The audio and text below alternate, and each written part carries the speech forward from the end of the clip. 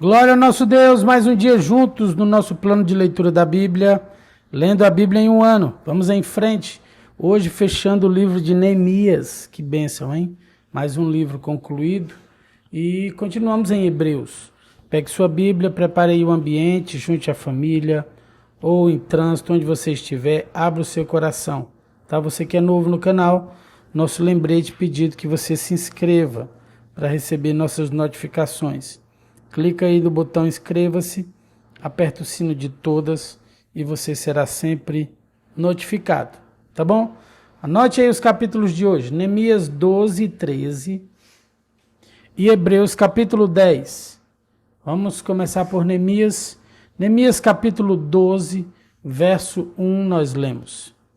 Os sacerdotes e levitas que regressaram com Zorobabel, filho de Sealtiel, e com Jesua, o sumo sacerdote, foram Seraías, Jeremias, Esdras, Amarias, Maluque, Atuz, Secanias, Harim, Meremote, Ido, Gineton, Abias, Miniamim, Moadias, Bilga, Semaías, Joiaribe, Gedaías, Salu, Amoque, Ilquias e Gedaías. Esses foram os líderes dos sacerdotes e seus companheiros nos dias de Jesua.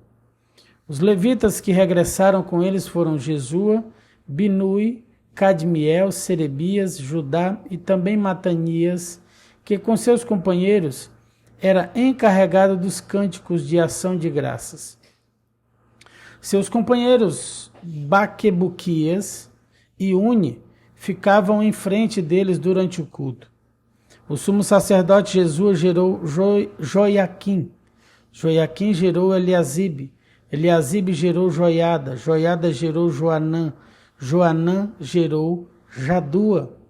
Quando Joiaquim era sumo sacerdote, os chefes das famílias dos sacerdotes foram Meraías, chefe da família de Seraías, Ananias, chefe da família de Jeremias, Mesulão, chefe da família de Esdras, Joanã, chefe da família de Amarias, Jonatas, chefe da família de Maluque, José, chefe da família de Secanias, Adna, chefe da família de Harim, Elcai, chefe da família de Meremote, Zacarias, chefe da família de Ido, Mesulão, chefe da família de Gineton, Zicre, chefe da família de Abias, um chefe da família de Miniamim, Piltai, chefe da família de Moadias, Samua, chefe da família de Bilga, Jonatas, chefe da família de Semaías, Matenai, chefe da família de Joiaribe, Uzi, chefe da família de Gedaías,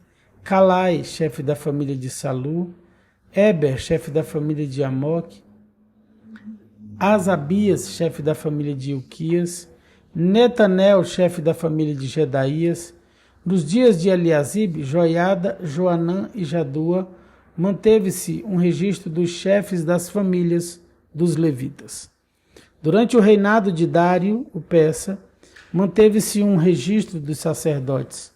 Até os dias de Joanã, neto de Eliasibe, manteve-se um registro dos chefes das famílias dos levitas, no livro da história.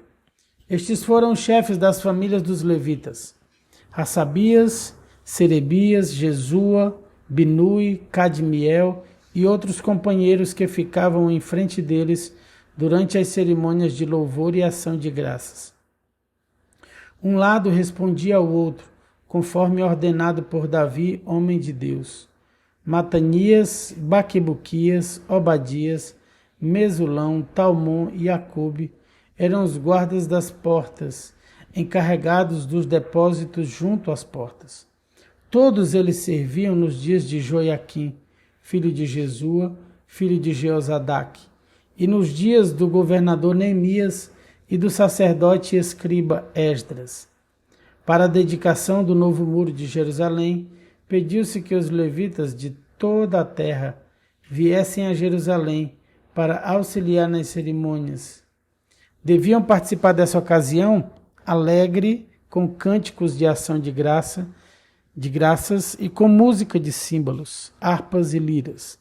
Os cantores foram reunidos da região ao redor de Jerusalém e dos povoados dos netofatitas. Também vieram de Bet-Gilgal e das regiões rurais próximas de Geba e de Asmavete, pois os cantores haviam construído seus próprios povoados ao redor de Jerusalém. Primeiro os sacerdotes e os levitas purificaram a si mesmos, depois purificaram o povo, as portas e o muro. Eu conduzi os líderes de Judá até o alto do muro e organizei 2 grandes coros. Um dos coros foi para o sul, pelo alto do muro, até a porta do esterco. Osaías e metade dos líderes de Judá seguiram o coro, junto com Azarias, Esdras, Mesulão, Judá, Benjamim, Semaías e Jeremias. Depois deles vinham alguns sacerdotes que tocavam trombetas. Zacarias, filho de Jonatas, filho de Semaías, filho de Matanias, filho de Micaías, filho de Zacur, descendente de Asaf. Os companheiros de Zacarias eram Semaías, Azarel, Milalai, Gilalai, Maai, Natanel, Judá e Hanani. Eles tocavam os instrumentos musicais prescritos por Davi, homem de Deus. O escriba Esdras ia à frente deles. Quando chegaram à porta da fonte, foram em frente e subiram pelos degraus que levavam até a cidade de Davi. Passaram pela casa de Davi e de lá foram até a porta das águas a leste. O segundo coro foi para o norte, no sentido oposto para encontrar-se com o primeiro coro. Fui com eles e com a outra metade do povo pelo alto do muro, passando pela torre dos fornos até o muro largo e depois desde a porta de Efraim até a porta antiga, passando pela porta do peixe e pela torre de Ananel e prosseguindo até a torre dos 100. Dali continuamos para a porta das ovelhas e paramos junto à porta da guarda. Os 2 corais seguiram, então, para o templo de Deus, onde tomaram seus lugares. Eu fiz o mesmo, junto com os líderes que estavam comigo. Acompanhamos os sacerdotes que tocavam trombetas, Eliaquim, Maacéias, Miniamim, Micaías, Eliosai, Zacarias e Ananias. E os cantores Maacéias, Semaías, Eleazar, Uzi, Joanã, Malquias, Elão e Ezer. Eles tocavam e cantavam bem alto, sob a direção de Jesraías. Naquele dia foram oferecidos muitos sacrifícios, pois Deus tinha dado ao povo motivo para se alegrar. As mulheres e as crianças também participaram da celebração, e podia-se ouvir de longe a alegria do povo de Jerusalém. Naquele dia foram nomeados os homens encarregados dos depósitos para as ofertas e os primeiros frutos da colheita e para os dízimos. Eram responsáveis por recolher dos campos fora das cidades as porções exigidas pela lei para os sacerdotes e os levitas. Pois todo o povo estava alegre com os sacerdotes e os levitas com seu trabalho. Tanto eles como os cantores e os guardas das portas realizavam o serviço de Deus, de seu Deus, e o serviço de purificação, conforme Davi e seu filho Salomão haviam ordenado.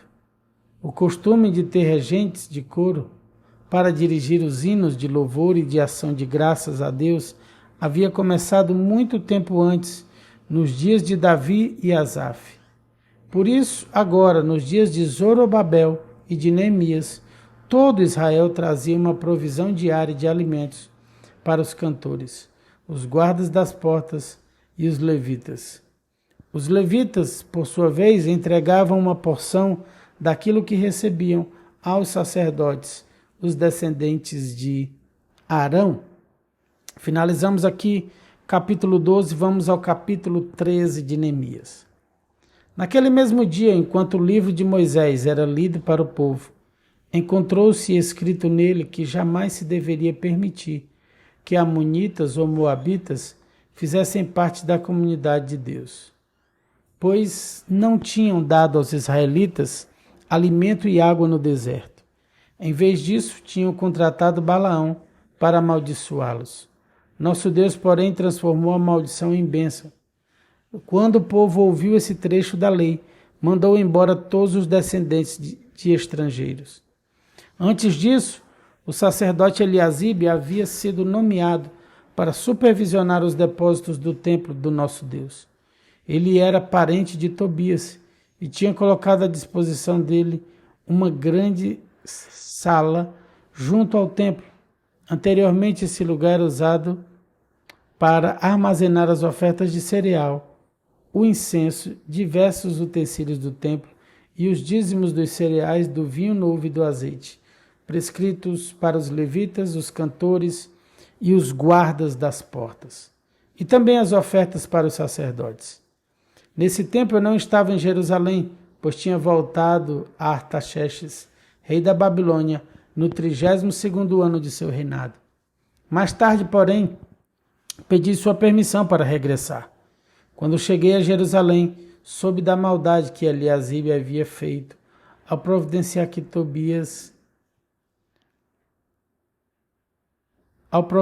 para Tobias uma sala nos pátios do templo de Deus. Fiquei extremamente indignado e joguei todos os pertences de Tobias para fora da sala. Em seguida, ordenei que as salas fossem purificadas e trouxe de volta os utensílios do templo de Deus, as ofertas de cereal e o incenso. Descobri também que os levitas não haviam recebido as porções de alimento que lhes eram devidas, de modo que eles e os cantores responsáveis pelos cultos de adoração tinham todos voltado a trabalhar em seus campos. De imediato confrontei as autoridades e lhes perguntei: por que o templo de Deus foi abandonado? Então chamei de volta todos os levitas e os coloquei de novo em seus postos. Assim, mais uma vez, todo o povo de Judá começou a trazer para os depósitos do templo os dízimos dos cereais, do vinho novo e do azeite. Nomeei supervisores para os depósitos, os sacerdotes Selemias, o escriba Zadok e o levita Pedaías. Designei Anã, filho de Zacu, e neto de Matanias, para ser seu ajudante. Eles eram homens de confiança e ficaram encarregados de repartir as provisões entre seus colegas levitas. Lembra-te desta boa obra, ó meu Deus, e não te esqueças de tudo que tenho feito com fidelidade pelo templo de meu Deus e pelo culto ali prestado. Naqueles dias vi homens de Judá trabalhando nas prensas de uva no sábado. Também ajuntavam cereais que colocavam sobre jumentos e traziam vinho, uvas, figos e produtos de toda espécie a Jerusalém para vendê-los no sábado. Então os repreendi por venderem seus produtos nesse dia. Alguns homens de Tiro que moravam em Jerusalém traziam peixes e mercadorias de todo tipo. No sábado vendiam para o povo de Judá, e isso em Jerusalém. Assim, confrontei os nobres de Judá e lhes perguntei: por que fazem tamanho mal profanando o sábado? Acaso nossos antepassados não cometeram o mesmo erro, fazendo nosso Deus trazer toda essa desgraça sobre nós e sobre nossa cidade? Agora vocês trazem ainda mais a ira de Deus contra Israel ao permitir que o sábado seja profanado desse modo. Em seguida, ordenei que as portas de Jerusalém fossem fechadas no dia antes do sábado, assim que começasse a escurecer, e só fossem abertas depois que o sábado tivesse terminado. Enviei alguns de meus serviços para guardar as portas, a fim de que não entrasse nenhuma mercadoria no sábado. Os comerciantes e vendedores de vários produtos acampados do lado de fora de Jerusalém, uma ou duas vezes, mas falei duramente com eles: o que fazem aqui acampados ao redor do muro? Se fizerem isso de novo, mandarei prendê-los. E essa foi a última vez que vieram no sábado. Então ordenei que os levitas se purificassem e guardassem as portas para manter o sábado como um dia sagrado. Lembra-te também desta boa obra, meu Deus, tem compaixão de mim, de acordo com teu grande amor leal. Nessa mesma época eu vi que alguns homens de Judá haviam se casado com mulheres de Asdod, de Amon e de Moabe. Além disso, a metade de seus filhos falava a língua de Asdod ou de algum outro povo, mas não sabia falar a língua de Judá. Por isso confrontei esses homens e invoquei maldições sobre eles. Bati em alguns deles e arranquei seus cabelos. Também os fiz jurar em nome de Deus que não permitiriam que suas filhas se casassem com os filhos dos povos da terra, nem que as filhas deles se casassem com seus filhos ou com eles mesmos. Não foi exatamente isso que levou Salomão, rei de Israel, a pecar? Perguntei-lhes. Não havia nenhum rei igual a ele entre as nações. E Deus o amou e o fez rei sobre todo Israel. Até mesmo ele, porém, foi levado a pecar por suas esposas estrangeiras. Como puderam ao menos pensar em cometer essa grande maldade e serem fiéis a Deus casando com mulheres estrangeiras? Um dos filhos de Joiada, filho do sumo sacerdote Eliasibe, havia se casado com uma filha de Sambalate, o Horonita, por isso o expulsei de minha presença. Lembra-te deles, ó meu Deus, pois profanaram o sacerdócio e a aliança dos sacerdotes e dos levitas. Assim, eliminei tudo que era estrangeiro e designei tarefas específicas para os sacerdotes e os levitas. Também me certifiquei de que a provisão de lenha para o altar e os primeiros frutos da colheita fossem trazidos nas datas estabelecidas. Lembra-te disso em meu favor, ó meu Deus. E aqui nós finalizamos capítulo 13 de Neemias e o livro de Neemias no Antigo Testamento. Deus seja louvado por finalizarmos mais um livro. Vamos a Hebreus 10 no Novo Testamento. A lei constitui apenas uma sombra, um vislumbre das coisas boas por vir, mas não as coisas boas em si mesmas.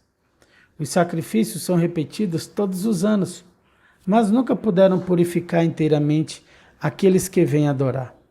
Se tivessem esse poder, já não precisariam existir, pois os adoradores teriam sido purificados de uma vez por todas, e a consciência de seus pecados teria desaparecido. Em vez disso, esses sacrifícios os lembravam de seus pecados todos os anos, pois é impossível que o sangue de touros e bodes remova pecados. Por isso, quando Cristo veio ao mundo, disse: não quiseste sacrifícios nem ofertas, contudo me deste um corpo para oferecer. Não te agradaste de holocaustos, nem de outras ofertas pelo pecado. Então eu disse: aqui estou para fazer tua vontade, ó Deus, como está escrito a meu respeito no livro. Primeiro Cristo disse: não quiseste sacrifícios nem ofertas, nem holocaustos, nem outras ofertas, nem te agradaste delas, embora sejam exigidas pela lei. Então acrescentou: aqui estou para fazer tua vontade. Ele cancela a primeira aliança a fim de estabelecer a segunda, pois a vontade de Deus era que fôssemos santificados pela oferta do corpo de Jesus Cristo, de uma vez por todas. O sacerdote se apresenta todos os dias para realizar os serviços sagrados e oferece repetidamente os mesmos sacrifícios que nunca podem remover os pecados. Nosso sumo sacerdote, porém, ofereceu a si mesmo como único sacrifício pelos pecados, válido para sempre. Então sentou-se no lugar de honra à direita de Deus, e ali aguarda até que todos os seus inimigos sejam humilhados e postos debaixo de seus pés. Porque mediante essa única oferta, ele tornou perfeitos para sempre os que estão sendo santificados. E o Espírito Santo também testemunha que isso é verdade, pois diz: esta é a nova aliança que farei com meu povo. Depois daqueles dias, diz o Senhor, porei minhas leis em seu coração e as escreverei em sua mente. E acrescenta: e nunca mais me lembrarei de seus pecados e seus atos de desobediência. Onde os pecados foram perdoados, já não há necessidade de oferecer mais sacrifícios. Portanto, irmãos, por causa do sangue de Jesus, podemos entrar com toda a confiança no lugar santíssimo. Por sua morte, Jesus abriu um novo caminho, um caminho novo e vivo, através da cortina que leva ao lugar santíssimo. E uma vez que temos um sumo sacerdote que governa sobre a casa de Deus, entremos com coração sincero e plena confiança, pois nossa consciência culpada foi purificada e nosso corpo lavado com água pura. Apeguemos-nos firmemente, sem vacilar, à esperança que professamos, porque Deus é fiel para cumprir sua promessa. Pensamos em como motivar uns aos outros na prática do amor e das boas obras, e não deixemos de nos reunir como fazem alguns, mas encorajemo-nos mutuamente, sobretudo agora que o dia está próximo. Se continuarmos a pecar deliberadamente, depois de ter recebido o conhecimento da verdade, já não há sacrifício que cubra esses pecados. Há somente a assustadora expectativa de julgamento e do fogo intenso que consumirá os inimigos. Pois quem se recusa a obedecer à lei de Moisés era morto sem misericórdia, com base no julgamento de 2 ou 3 testemunhas. Imaginem quão maior será o castigo para quem insultou o Filho de Deus, tratou como comum e profano o sangue da aliança que o santificou e menosprezou o Espírito Santo que concede graça. Pois conhecemos aquele que disse: a vingança cabe a mim, eu lhes darei o que merecem, e também o Senhor julgará o seu povo. Que coisa terrível é cair nas mãos do Deus vivo. Lembrem-se dos primeiros dias, quando foram iluminados, e de como permaneceram firmes, apesar de muita luta e sofrimento. Houve ocasiões em que foram expostos a insultos e espancamentos. Em outras, ajudaram os que passavam pelas mesmas coisas. Sofreram com os que foram presos e aceitaram com alegria quando lhes foi tirado tudo o que possuíam. Sabiam que lhes esperavam coisas melhores, que durarão para sempre. Portanto, não abram mão de sua firme confiança. Lembrem-se da grande recompensa que ela lhes traz. Vocês precisam perseverar, a fim de que, depois de terem feito a vontade de Deus, recebam tudo o que ele lhes prometeu. Pois em breve virá aquele que está para vir. Não se atrasará. Meu justo viverá pela fé. Se ele se afastar, porém, não me agradarei dele. Mas não somos como aqueles que se afastam para sua própria destruição. Somos pessoas de fé, cuja alma é preservada. E aqui finalizamos Hebreus, capítulo 10 e os capítulos de hoje do plano de leitura da Bíblia. Estamos chegando ao final. Antes de finalizarmos, ainda quero orar por sua vida e pelo nosso dia, ok? E lembrar também de você deixar o seu like, né? De você compartilhar, de você se inscrever no nosso canal. Abençoe vidas, ok? Vamos orar? Te louvamos, Pai, por finalizarmos mais um livro. Chegamos ao final de Neemias. O Senhor tem nos ajudado até aqui. Muito obrigado por cada irmão que está conosco nessa jornada, firme no propósito. Que o Senhor Deus traga visão clara, entendimento, discernimento das Escrituras, Senhor. Que eles sejam alimentados, saciados da Tua palavra. Nós os abençoamos o nosso dia. O seu dia, meu irmão, nós declaramos um dia cheio da presença do nosso Deus, do Espírito Santo de Deus. Que o Espírito Santo venha tocar a sua vida, o seu coração, sua família, que a bênção de Deus esteja repousando sobre sua casa. Nós consagramos o nosso dia e tudo que faremos no nome do Senhor Jesus. Se você que está aí do outro lado crê comigo, diz aí amém e amém, e glória a Deus e aleluia. Beijo no seu coração, meu irmão. Fica na graça e na paz do Senhor Jesus. Tchau, tchau.